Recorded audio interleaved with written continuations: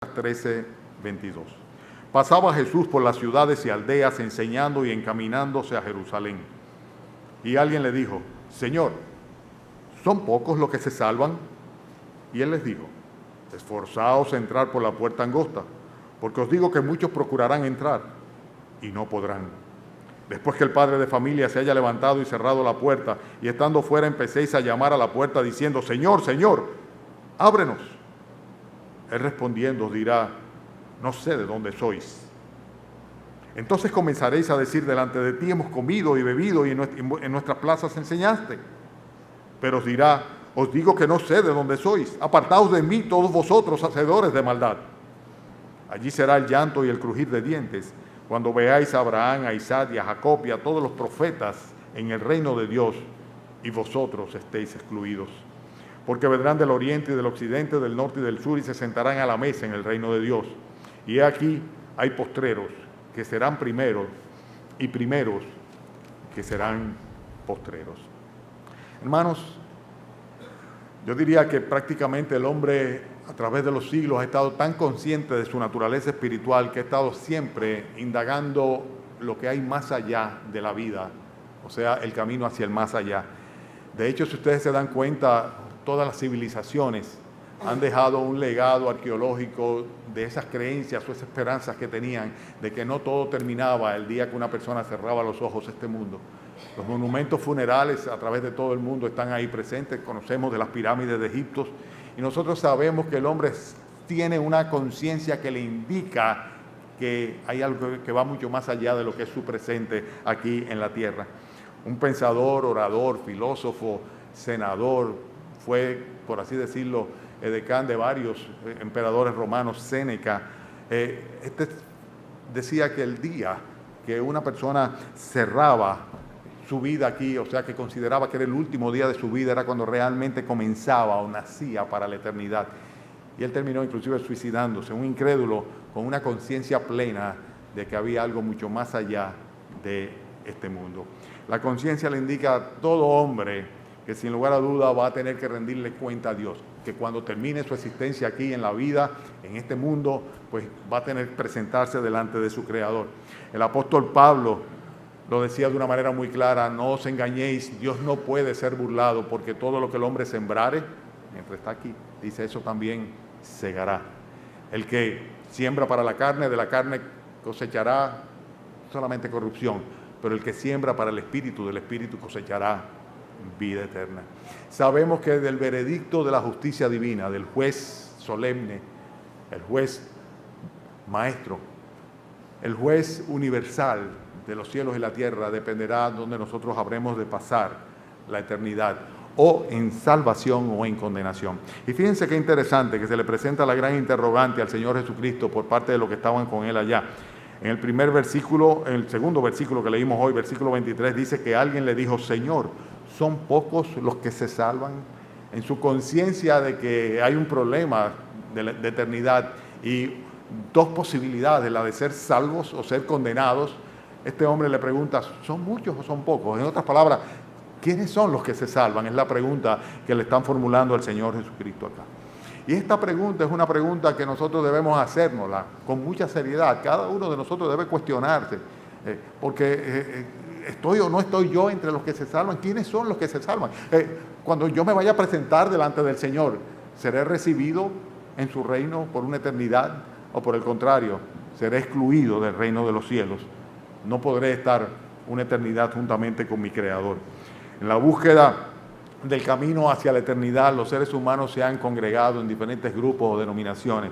Por ejemplo, hay muchos que se acogieron a teorías completamente filosóficas, otros que forman parte de los moralistas a través de la historia, otros que pues prefieren hacer grupos de obras mediante filantropías, otras personas que se constituyen en doctores teosóficos, ¿verdad? Y otras personas también inclusive se acogen dentro de las diferentes estructuras religiosas o religiones que hay en el mundo, que son tantas, que si yo me pusiera simplemente a leerlas sin explicarlas, se nos iría todo el tiempo de predicación en esta mañana. La cantidad de religiones distintas, creencias y fe, y todas tienen como reto el descifrar quiénes son los que se salvan. ¿quiénes son los que se salvan? Para presentar un menú de opción delante de aquellos que eventualmente se pueden convertir en sus acólitos o seguidores. Hermanos, los budistas, por ejemplo, piensan que la idea de Dios es simplemente una teoría, o sea, ellos no aceptan esa teoría. Y para ellos Buda es su maestro y el estado de la salvación es entrar en una especie de estado de relajamiento profundo, que es el estado Buda. Y esto es lo que creen estas personas. Y China, uno de los países, como ustedes bien saben, que más habitantes tiene, pues fundamentalmente el budismo es la religión más común entre ellos. En nuestro país hace un tiempo comenzaron a emerger una gran cantidad de grupos esotéricos, y los esotéricos, entre los cuales están los gnósticos, que comienzan a atacar el cristianismo desde sus orígenes, ¿no? Con el conocimiento. Los herméticos también, ustedes han oído hablar de los herméticos también, piensan que el hombre se perfecciona mediante reencarnaciones, una reencarnación detrás de otra. También pasan con los hinduistas, ellos creen en la reencarnación.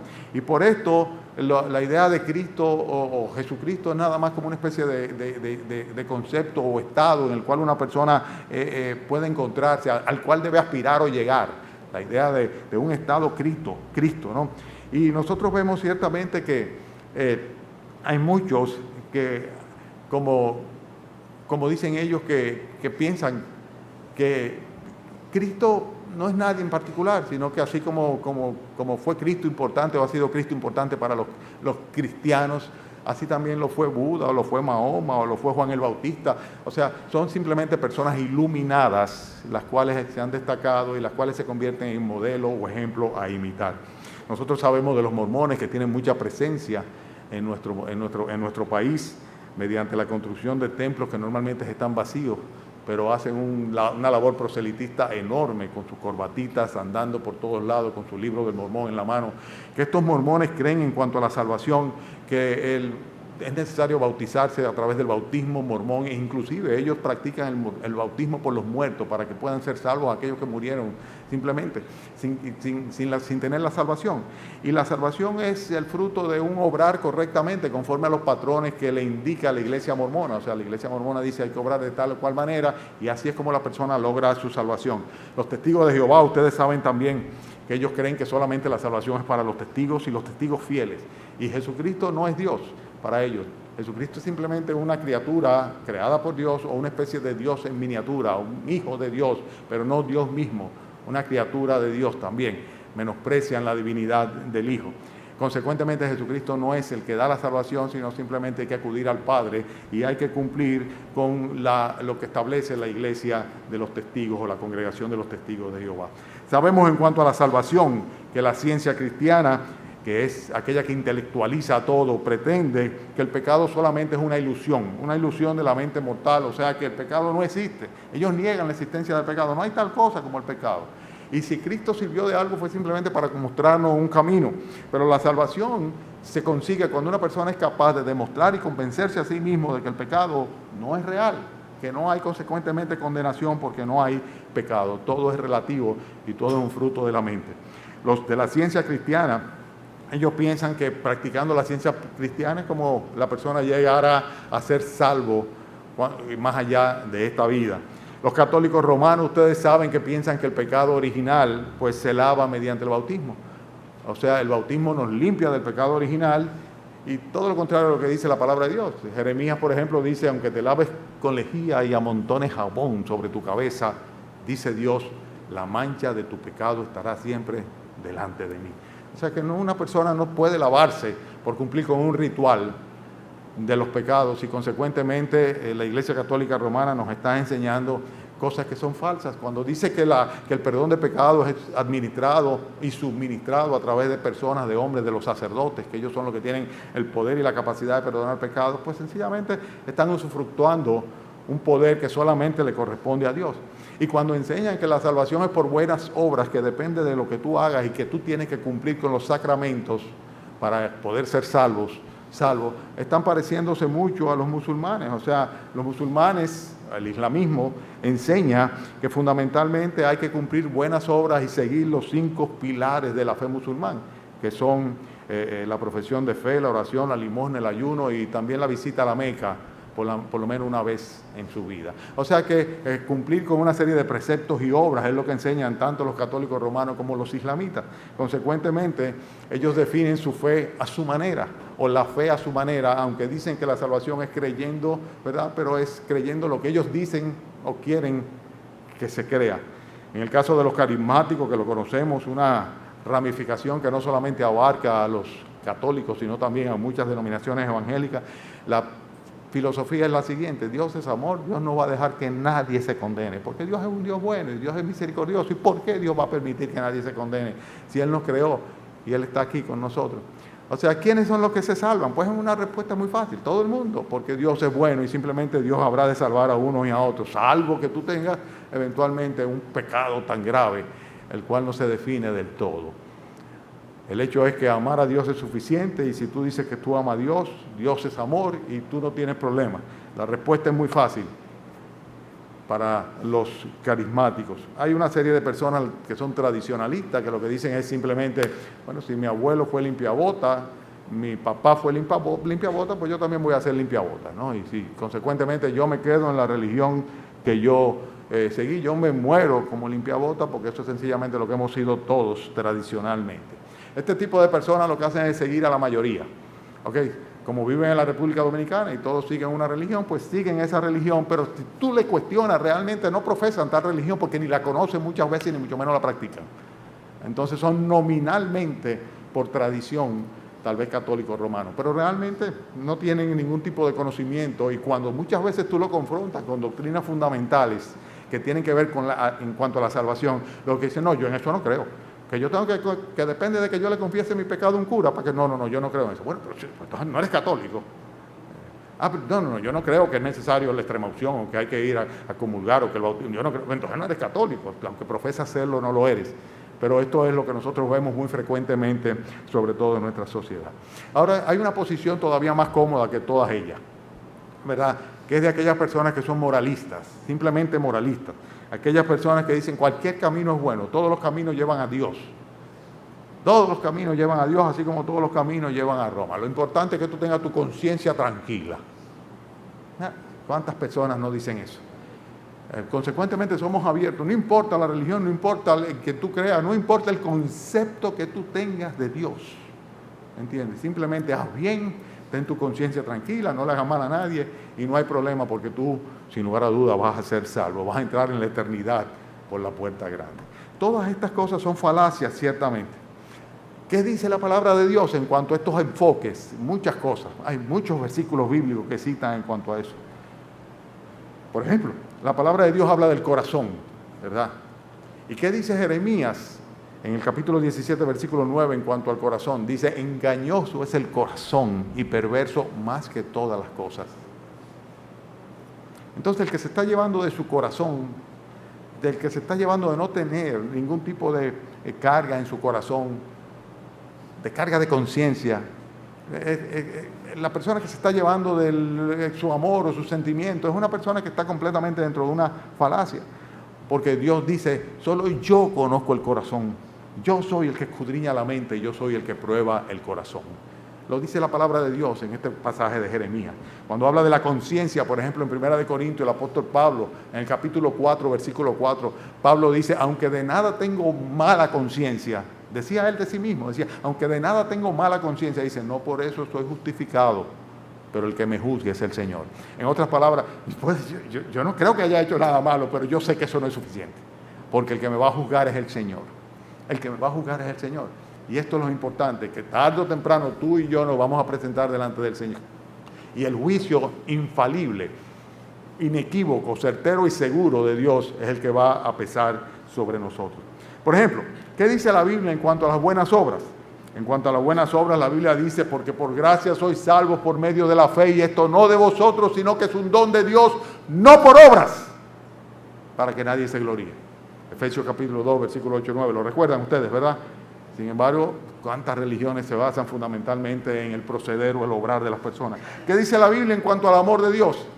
Que de tal manera amó Dios al mundo que ofreció a su Hijo. O sea, el amor de Dios ya ha sido dado. ¿Cómo? Ofreciendo a su Hijo unigénito para que todo aquel que en Él crea no se pierda, mas tenga vida eterna. El que en Él cree no es condenado, pero el que no cree ya ha sido condenado, porque no ha creído en el nombre del unigénito Hijo de Dios. El amor de Dios ha sido manifestado como proveyéndonos de un Salvador. Pero si tú rechazas al Salvador, estás rechazando el amor de Dios. Dios es amor y Dios es justo y Dios habrá de condenar, no teniendo por inocente al culpable. Consecuentemente, Cristo paga por nuestros pecados para que nosotros podamos ser exonerados de la culpa, redimidos del pecado. ¿Qué dice la palabra de Dios en cuanto a las tradiciones? La advertencia es solemne en Colosenses capítulo 2, versículo 8. Mirad que nadie os engañe por medio de filosofías y huecas sutilezas, conforme a las tradiciones de los hombres y los rudimentos del mundo. Dice, cuidado que nadie los engañe, porque eso no va según Cristo, no es según Cristo esto. Es conforme a los rudimentos del mundo, conforme a las tradiciones de los hombres. No puedes llevarte de que mi papá fue o la religión de mi esposo o de mi esposa y que yo... No puedes perseverar en el error como si no tuvieras conocimiento tú de la verdad. Nunca será un argumento para presentarte delante del juez que ha de juzgarnos a nosotros lo que otro haya hecho antes. El camino hacia Dios está muy definido. La pregunta que estamos dirimiendo o resolviendo o tratando de responder esta mañana fue la misma que el Señor responde aquí en la palabra de Dios en el capítulo 13, versículo 23, cuando dice, Señor, son pocos los que se salvan. ¿Quiénes son los que se salvan? La Biblia dice que el camino hacia Dios está definido de una manera muy clara. Hay caminos que al hombre le parecen derechos, pero su fin es camino derecho. Cristo dijo quién era el camino. Él dijo, yo soy el camino y la verdad y la vida, y nadie viene al Padre si no es por mí. Entonces el camino a la salvación, el camino hacia Dios está en Jesucristo. No hay otro camino. Los demás te parecerán a ti que te llevarán a la gloria, pero tal vez te llevan a Roma, pero no de ninguna manera al cielo. Consecuentemente la entrada al cielo es a través de un solo camino y una sola puerta. Cristo dijo, yo soy la puerta, el que por mí entrare será salvo. Cristo es la puerta, Cristo es el camino, y para ser salvo necesariamente tiene que ser a través de Él, de su obra de salvación, de la fe colocada en el único Salvador, el único nombre dado a los hombres en el cual podemos ser salvos. Ahora, ¿quiénes son los que no van a entrar en el reino de los cielos? Eso lo dice el texto claro, versículo 24. Esforzaos a entrar por la puerta angosta, porque os digo que muchos procurarán entrar y no podrán. Estamos Lucas 13, 24. ¿Quiénes no van a entrar en el reino de los cielos? Los que no quieren esforzarse en entrar por la puerta angosta. Es muy simple, es así de sencillo. Los que prefieren las grandes puertas, los portales grandes, los que prefieren que le tienda la alfombra roja. Aquellos que tienen temor hacia el rechazo de la sociedad y que consecuentemente, como tienen temor hacia el rechazo, prefieren pues sencillamente... ellos prefieren resistirse a tener que agacharse o ladearse para entrar así porque les gusta que sea por donde todo el mundo esté contento y conforme y por donde le abran en grande el espacio. Tratan entonces en consecuencia la mayoría de estas personas de ampliar la puerta para poder pasar con todos sus pecados. Pero ¿qué dice el Señor? Dice, muchos procurarán entrar, versículo 24, dice, y no podrán. Por lo tanto, esforzaos a entrar por la puerta estrecha. Aquellos que no quieren esforzarse, que sencillamente quieren cogerlo relax, suavecito, el camino de todo el mundo, ¿verdad? Dice, estos que no quieren ser señalados como estúpidos, tarados, tostados, evangélicos o lo que fuera, ¿verdad? Pues sencillamente estas personas, dice, procurarán entrar, pero no podrán. Los muchos, esos son los muchos, como dice el texto aquí. En Mateo, en el capítulo 7, un pasaje paralelo dice, entrad por la puerta estrecha, porque ancha es la puerta y espacioso el camino que lleva a la perdición, y muchos son los que entran por ella. Porque estrecha es la puerta y angosto el camino que lleva a la vida, y pocos son los que la hallan. Los muchos entran por la puerta que lleva a la perdición. Pero ¿cómo va a ser, pastor, que usted diga eso? Esto es lo que la Biblia dice, no lo digo yo. Muchos son los que entran por la puerta que lleva a la perdición, pero pocos son los que hallan el camino y la puerta estrecha y entran por ella. Nuestro Señor Jesucristo. De ahí que nosotros tenemos que predicar el Evangelio para que los pocos que van a ser salvos puedan entrar por el camino único y la puerta única que es nuestro Señor Jesucristo. Ahora bien, ¿quiénes no entrarán en el reino de los cielos? Además de aquellos que, como dicen, pertenecen a los muchos, son aquellos también que crean sus propios caminos y sus propias puertas. Hay algunos que confían en sus corazones, se consideran buenos, se guían de sus sentimientos y se olvidan del sentimiento de Dios. Porque la Biblia enseña muy claramente que nos hemos constituido en enemigos de Dios por causa de nuestro pecado, porque ofendemos a Dios. Y cuando nosotros rechazamos la salvación en Cristo, imagínense todavía más.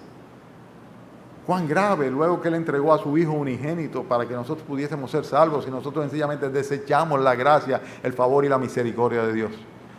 Si tú no te has entregado a Cristo, si no te has convertido a Él, si no has recibido el regalo de Dios, el don de Dios que es Jesucristo, y no estoy hablando de cantar Navidad y el niño Jesús, estoy hablando del Cristo que murió en la cruz.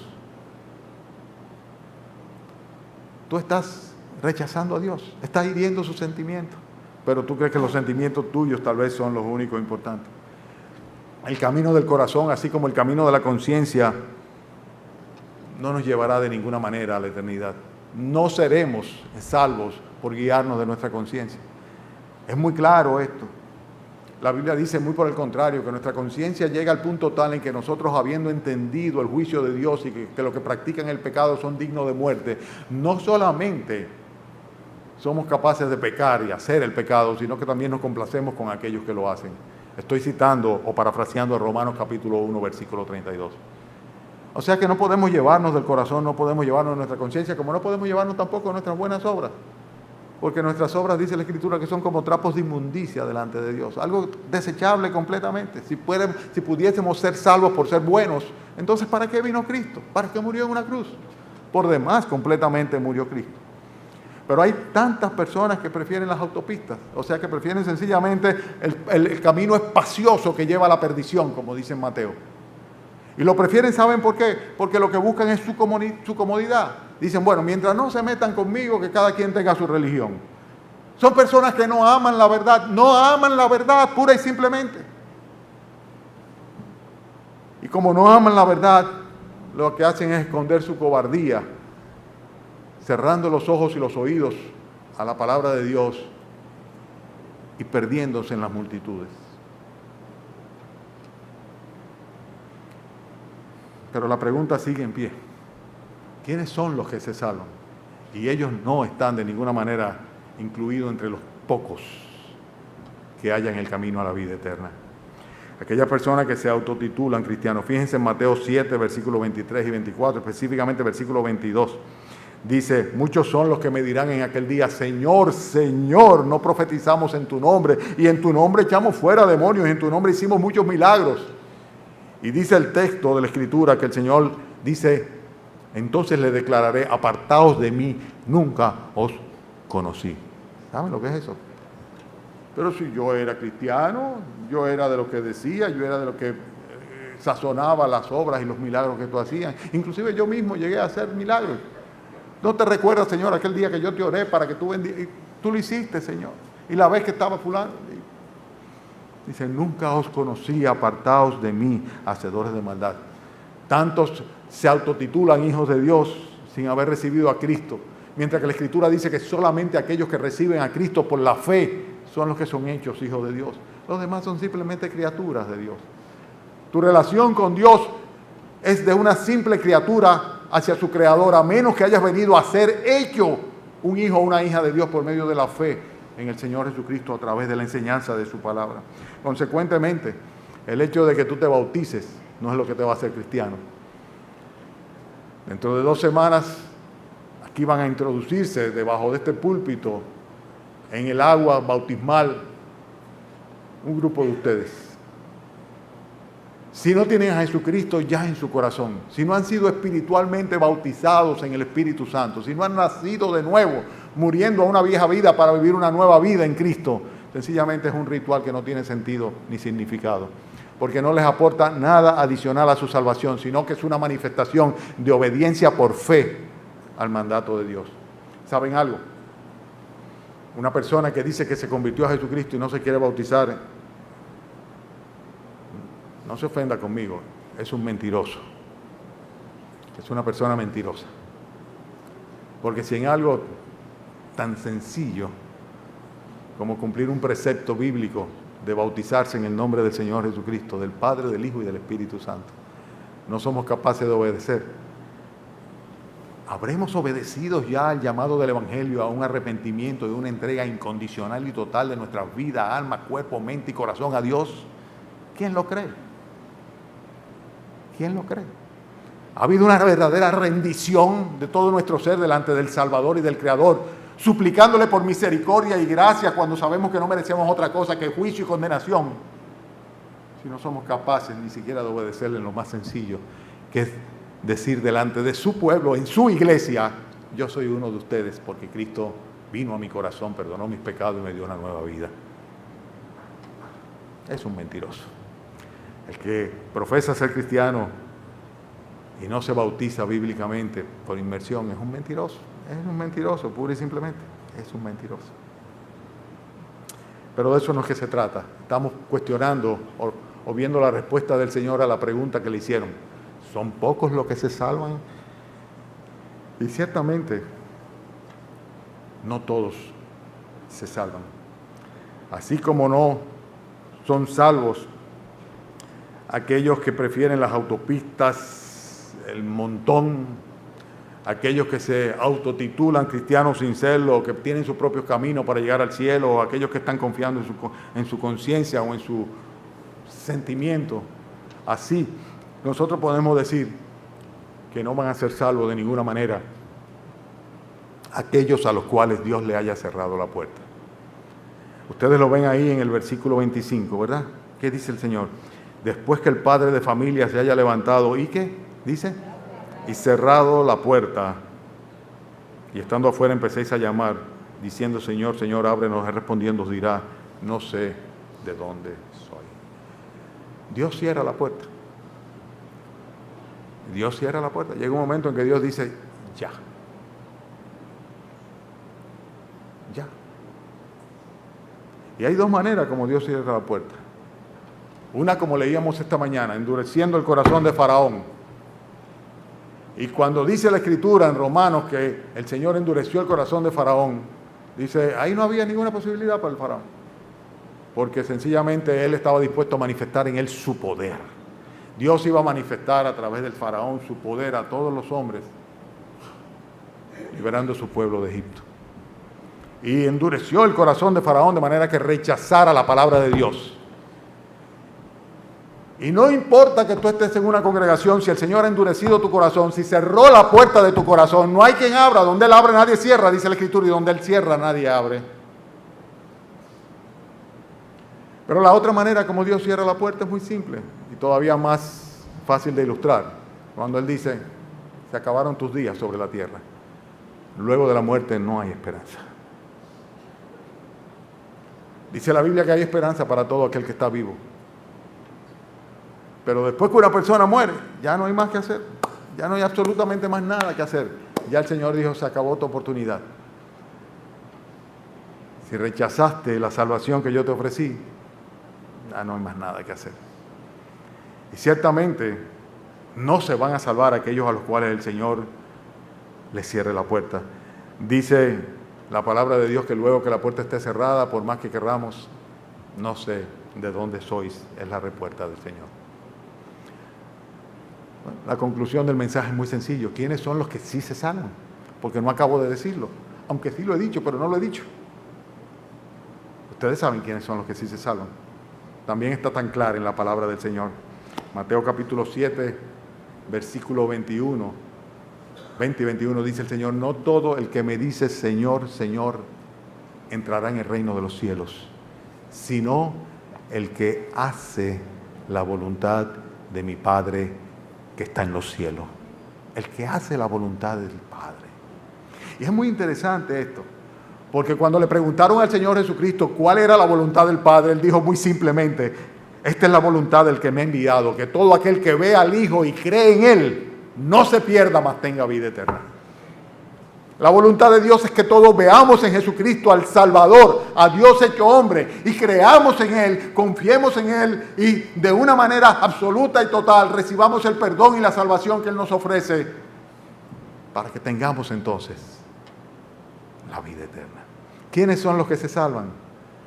Los que ven al Hijo y creen en Él, que son los mismos que hacen la voluntad del Señor. Si es que son aquellos que no confían en su carne, ni en sus sentimientos, ni en su corazón, ni en religiones, sino que son aquellos que simplemente por medio de la fe han sido constituidos hijos de Dios en una entrega incondicional, una vez y para siempre. Aquellos a los cuales Dios no tiene que abrirle la puerta, que no habrán de venir tocando, diciendo, ábrenos Señor, porque sencillamente son parte de la casa de Dios y de la familia de Dios. Ya les ha sido concedido lugar en las moradas celestiales. Esos son los que se salvan. Vamos a orar. Padre, gracias por lo clara que es tu palabra, Señor. Y gracias por la confirmación que una vez y otra vez nos da, Señor, rescatando, perdonando, salvando. Gracias, Padre, por tu misericordia y tu gracia, la cual tú extiendes a tu iglesia, Señor, a fin de que vayamos a predicar el Evangelio de Cristo a aquellos que no tienen esperanza, Señor, para que entren por la puerta angosta, la estrecha, para que puedan ser salvos, Señor. Padre, ayúdanos, Señor, a cumplir con tu voluntad. Y esta mañana, Señor, quien sin Cristo esté aquí, quien sin esperanza, quien sin salvación esté aquí, Señor. Si es tu voluntad, Señor, no le cierres la puerta. Por el contrario, Señor, recíbele, Padre. Si es que tú permites, Señor, que a su corazón llegue el arrepentimiento y que pueda creer, profesar fe y vivir para Cristo. Te damos gracias, Señor, por este mensaje. No el de esta mañana, Señor, sino el de tu palabra, el cual, Padre, es invariable, Señor, fiel y eficaz, Señor. Ayúdanos, Padre, a no perder, Señor, de perspectiva, que es por la fe que tú salvas a los pecadores, y la fe en el Evangelio, Señor, de una manera en particular. Ayúdanos a continuar durante este año 2015 predicando tu palabra con fidelidad, Señor, y concédele a los hermanos en general de nuestra congregación el constituirse en ganadores de almas, Señor, que mediante su testimonio y la exposición del mensaje de salvación, otros puedan, Padre, Señor, tener la certeza y la seguridad que están entre los que se salvan, Señor. Te damos gracias y te pedimos tu bendición en el nombre de Cristo Jesús. Amén.